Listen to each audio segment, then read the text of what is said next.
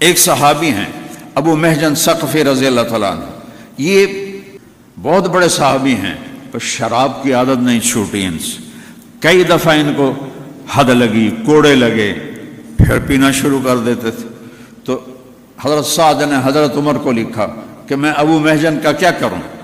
کہا اس کو قید میں رکھو، جب تک توبہ نہ کرے اس کو چھوڑو نہیں۔ تو انہوں نے ان کو وہی اسی قلعے کے نیچے کمرے میں بند کر دیا۔ ایرانی کو پلہ بھاری ہونے لگا تو ابو محجن تڑپ رہے کمرے میں کہ یا اللہ میں کیا کروں۔ تو حضرت سعد کی بیگم سلمہ ان کا گزر ہوا، کہنے لگے سلمہ یہ میرے بیڑیاں کھول دے اور مجھے گھوڑا اور تلوار دے دے، اگر میں شہید ہو گیا تو تھوڑی جان چھٹ گئی، اور اگر میں بچ گیا تو میں واپس آ کے خود ہی بیڑیاں پہن لوں گا۔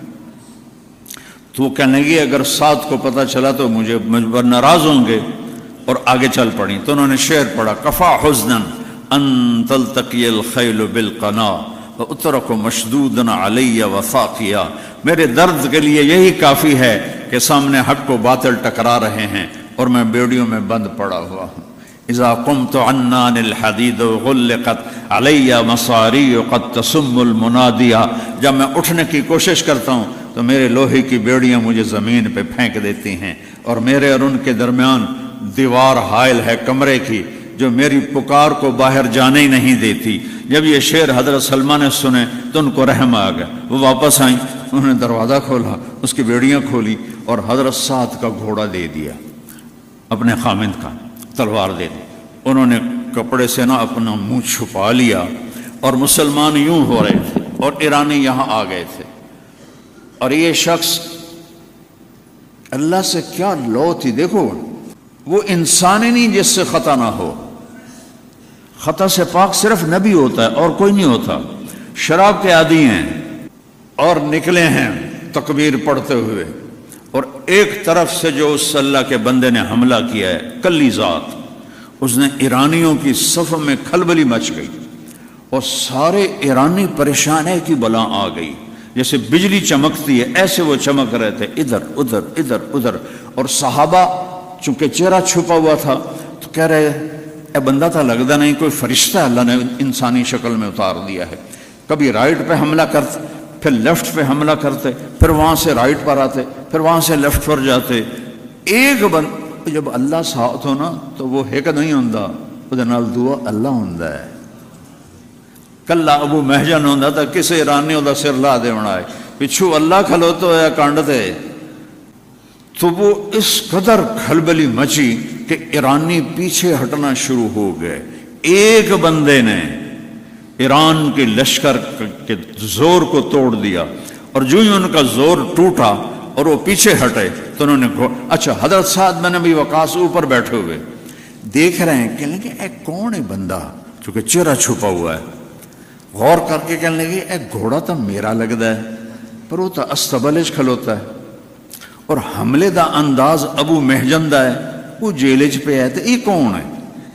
تو پریشان ہو کر دیکھ رہے ہیں کہ الجولت جولت فرسی، گھوڑے کی جو چھلانگ ہے وہ میرے گھوڑے جیسی ہے، وہ سولت سولت ابی محجن، اور حملے کا انداز ابو محجن کا ہے، وہ قید میں ہے، گھوڑا میرا استبل میں ہے۔ یہ کیا بلا ہے جس نے پورے ایران کے لشکر 1,20,000 نو ایک بندہ گھما دے وے، اے اللہ کے بغیر ہو سکتا ہے؟ کوئی توپ تو نہیں تھی، کوئی ایٹم بم تو نہیں تھا، پیچھے اللہ تھا۔ اللہ ان ینصرکم اللہ فلا غالب لکم، اور میں تمہاری مدد کروں تو کوئی غالب نہیں آ سکتا۔ آج اللہ کو ہم نے ناراض کر دیا، اللہ تو کہتا میں حاضر ہوں، پیچھے اللہ ہے۔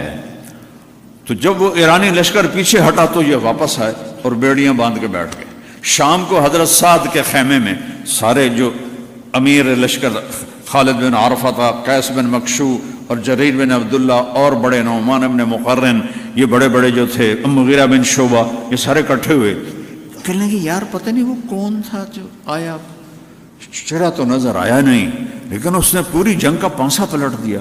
اب کسی کو سمجھ میں نہیں آیا، سارے پھر یہی کہنے لگے لگتا اللہ نے کسی کے ذریعے ہماری مدد کی، اور یہ کہہ کر اٹھ گئے۔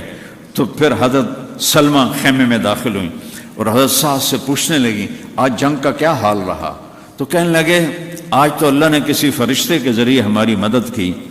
پھر تھوڑی دیر بعد کہنے لگے ویسے ایک بات کہوں سلمہ، اگر میرا گھوڑا استبل میں نہ ہوتا تو مجھے لگتا تھا گھوڑا میرا ہے، اور ابو محجن قید میں نہ ہوتا تو مجھے لگتا تھا حملے کا انداز ابو محجن کا ہے، لیکن پتہ نہیں کون تھا۔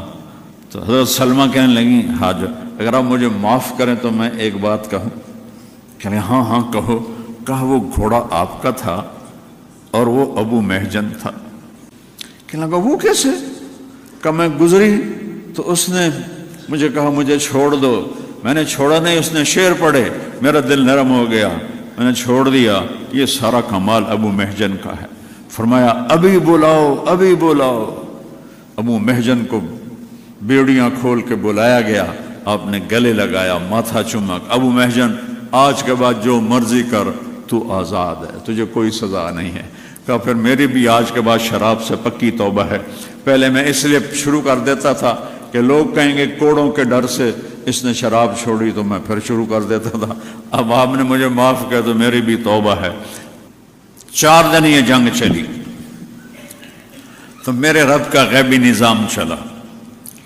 چوتھی رات جب لشکر الگ ہونے لگا تو قعقاع بن عمر رضی اللہ تعالیٰ عنہ نے تکبیر پڑھ کے دوبارہ حملہ کر دیا ایرانیوں پر، اندھیری رات میں، پیچھے صحابہ نے بھی کر دیا، ایرانی بھی آگیا، ساری رات لڑائی ہوتی رہی، دن کو چلی، شام کو رک جاتی تھی۔ قعقاع بن عمر کی تکبیر پر صحابہ کو جوش آیا، انہوں نے دوبارہ حملہ کر دی، بھوکے پیاسے سارے دن، اے نہیں کہ کوئی ٹھوٹ ٹھا ٹھا کر دے پین، 20-20 کلو کی تلواریں ہیں، ایک ایک من کی تلواریں ہیں، اور اوپر لوہے کے لباس ہیں، جسے سارا دن لڑے، شام کو واپس ہونے لگے، پھر ایمان نے اٹھایا اور ٹکرا گئے۔ صبح تک جنگ جاری رہی، پھر صبح کے وقت خوفناک آندھی چلی صحابہ کی طرف سے ایرانی لشکر پر، صحابہ پہ کوئی اثر نہیں ہو رہا، تو کبھی اللہ کے جاری تو لگاؤ پھر دیکھو کیسے آتا ہے۔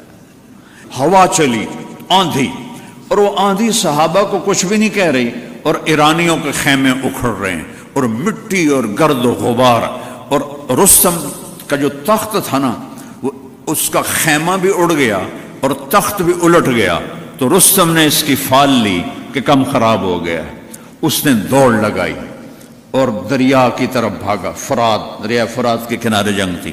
تو ایک صحابی ہیں ہلال ابن علقمہ تمیمی رضی اللہ تعالیٰ عنہ، نوجوان، انہوں نے دیکھا کہ کوئی بڑے لشپش والا کوئی آدمی بھاگا جا رہا ہے، انہوں نے کہا کوئی اہم آدمی لگتا ہے، ان کو نہیں پتا یہ رستم ہے، انہوں نے پیچھے دوڑ لاتی، رستم نے پیچھے دیکھا تو انہیں تیر مارا، چونکہ وہ بھاگ رہا تھا، تیر یہاں کہیں لگنے کے پیر پہ لگا، پیر پہ لگا تو انہوں نے آگے چھلانگ لگائی اور جا کر اس کا گربان پکڑا، ٹک تلوار، او سر ادھر گیا، وہ ادھر گیا، جب اس نے سر اٹھایا تو یہ تو رستم ہے، انہوں نے کہا میں نے رستم کو مار دیا، یہ کہنا تھا تو ایرانیوں دی بھگدڑ شروع ہو گئی، کوئی دریا میں ڈوب کے مرے، کوئی بھاگ کے مرے، کوئی ادھر گئے کوئی ادھر گئے۔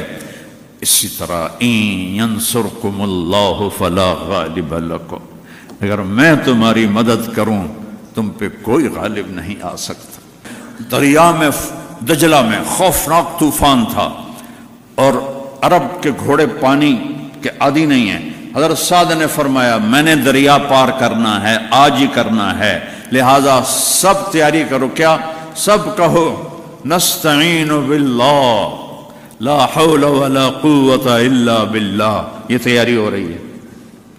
اور پہل کون کرے گا؟ تو عاصم بن عمر تمیمی، وہ جو لے کر آئے تھے ٹوکرا، انہوں نے کہا میں تیار ہوں، کہ ان کے ساتھ 600 آدمی تیار ہو جاؤ، 600 ساتھ کھڑے ہو گئے۔ جب دریا کے کنارے پہنچے تو حضرت عاصم بن عمر نے کہا 60 آدمی پہل کرو، 60 آدمی پہلے اندر جاؤ، کون تیار ہے؟ تو حجر بن عدی رضی اللہ عنہ پہلے کھڑے کہ میں تیار ہوں، ان کے ساتھ 60 اور ہو گئے، تو حجر بن عدی آگے اور 60 پیچھے۔ جب دریا کے کنارے پہنچے تو گھوڑے ڈرنے لگے، چونکہ دریا میں شور تھا اور طوفان تھا جیسے سیلاب آتا ہے، تو گھوڑے ڈرنے لگے، جو گھوڑ سوار تھے وہ بھی ذرا گھبرانے لگے. تو ذرا سنیا جی بس ہے گل سناؤن واسطے تمہیں تھوڑا جہا سنا دیتا ہے, باقی تفصیل کدی بعد سناواں گا.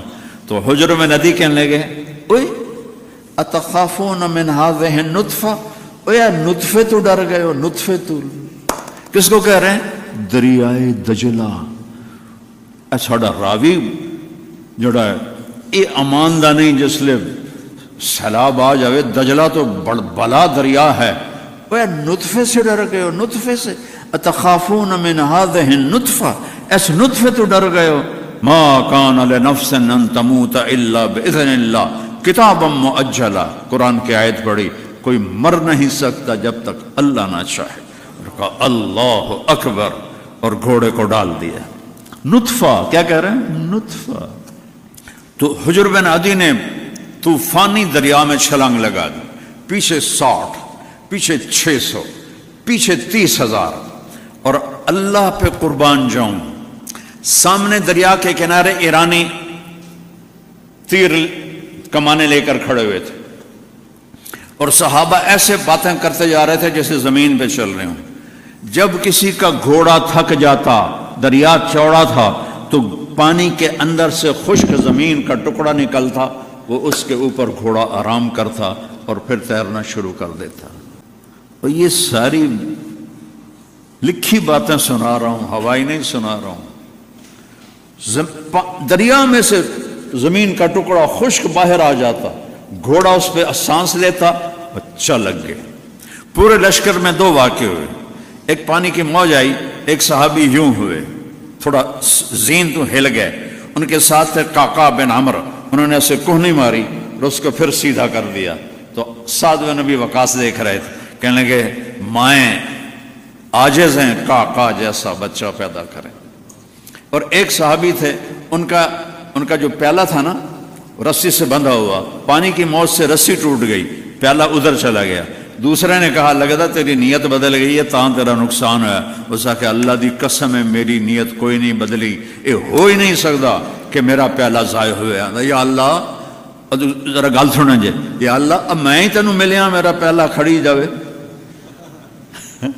کیا کمال کی بات, یا اللہ میں ہی تینوں ملیا میرا پیالہ کھڑی جاوے اور میں قربان جاؤں.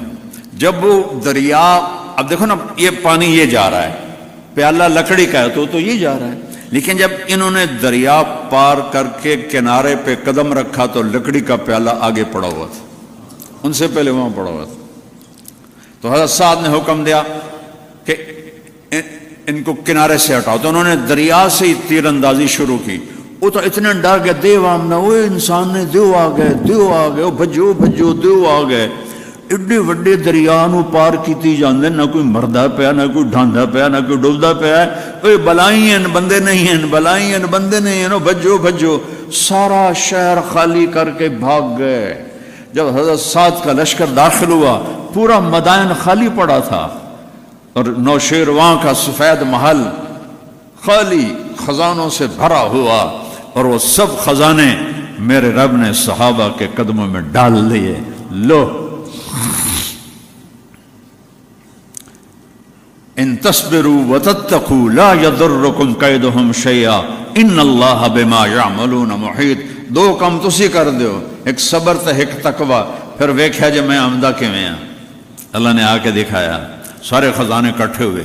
ایک جگہ ایک ہرن ایسے پاؤں کر, ہرن کا بت بنا ہوا تھا, اس ہاتھ اس نے ایسے کیا ہوا تھا, اگلا ایسے.